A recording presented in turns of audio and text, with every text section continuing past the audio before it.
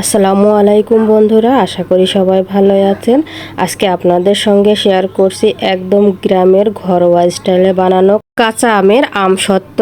ছোটবেলায় মা দাদিরা বানাতেন আর আমরা রোদে শুকায়ে সেটা আমসত্ত্ব কাড়াকাড়ি করতাম।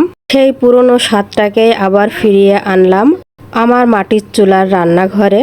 তো চলুন শুরু করা যাক। তো প্রথমে নিয়ে এলাম টকটকে কাঁচা আম, দেখতে একেবারে চকচকে আর গন্ধেও বোঝা যাচ্ছে এগুলা একদম টাটকা। আমগুলো উপর থেকে পড়ে ফেটে গেছে। প্রথমে আমগুলা ভালো করে ধুয়ে নিলাম যাতে ময়লা ধুলাবালি না থাকে, যেহেতু ফেটে গেছে সেই জন্য আমি পরিষ্কার করে ধুয়ে নিয়েছি। আমগুলা কাটাও হয়ে গেছে, আমি এবার পানি দিয়েছি অল্প পরিমাণ, পানিগুলা ফুটে গেছে তখন আমি আমগুলা দিয়ে দিলাম। এখানে কিন্তু বেশি পরিমাণ পানি দেওয়ার কোনো দরকার নাই। যতক্ষণ না সিদ্ধ হয় ততক্ষণ আমি জ্বালাতে থাকলাম এই পানির ভিতরে দিয়ে। পানির ভিতরে কিন্তু আমি কোনো কিছুই দেইনি, এমনি শুধু পানি।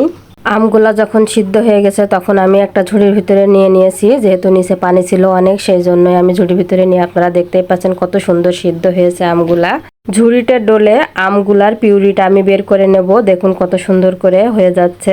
আমি কিন্তু ঝুড়িতে ডলেই এইগুলা বের করে ফেলেছি, যেই আমের পিউরিগুলা। দেখতে কিন্তু খুবই সুন্দর হয়েছে আর একটাও আঁশ নাই, অনেক সুন্দর হয়েছে সিদ্ধটা, একেবারে ক্রিমি ভাব হয়ে গেছে।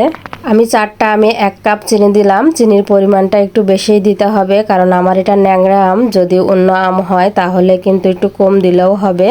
আম আর চিনিগুলা এবার কড়াইতে দিয়ে দেব। আমি এটা রোদে শুকাবো না, আমার কড়াইতেই অল্প একটু জাল দিলেই হয়ে যাবে, সেই জন্যই আমি এইভাবে করছি। আমি কিন্তু এটা মাটির চুলাতে করছি, আমার মাটির চুলাতে রান্না করতেই বেশি ভালো লাগে, সেই জন্য আমি সব রান্না মাটির চুলাতেই করি। এখন চিনিটা গলা অপেক্ষায় আছি। চিনিটার ভিতরে কিন্তু কোনো পানি দেওয়া লাগবে না, এমনিতেই এটা গলে যাবে নাড়তে নাড়তে। একেবারেই পাতলা হয়ে গেছে চিনিটা গলে।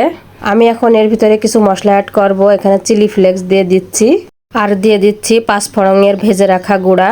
এটা কিন্তু অনবরত নাড়তে হবে, না হলে কিন্তু নিচে লেগে যাবে, তা না হলে কিন্তু পারফেক্ট হবে না। আমি একটু ফুড কালার অ্যাড করেছিলাম, যেহেতু কাঁচা আমের মতো দেখতে ভালো লাগবে সেই জন্যই আমি এরকম ফুড কালারটা, সবুজ কালারের ফুড কালারটা দিয়েছিলাম। আমের মতোই কিন্তু কালারটা এসেছে।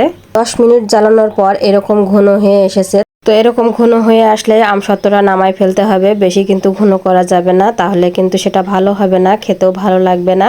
খুন্তির গায়ের থেকে কিন্তু নামছে না জিনিসটা। আমি একটা প্লেটে সরিষার তেল মালিশ করে নিয়েছিলাম, তারপর কিন্তু আমসত্ত্বটা রেখেছি। আমসত্ত্ব কিন্তু আমার এখন প্রচন্ড আকারে গরম, কারণ চুলা থেকে নামানোর পরে আমি প্লেটের উপরে রেখেছি, কিন্তু খুন্তির সাহায্যে আমি চারিদিকে ছড়াই দিচ্ছি, কারণ প্রচন্ড আকারে গরম, এখন হাত দেওয়া যাবে না সেই জন্য।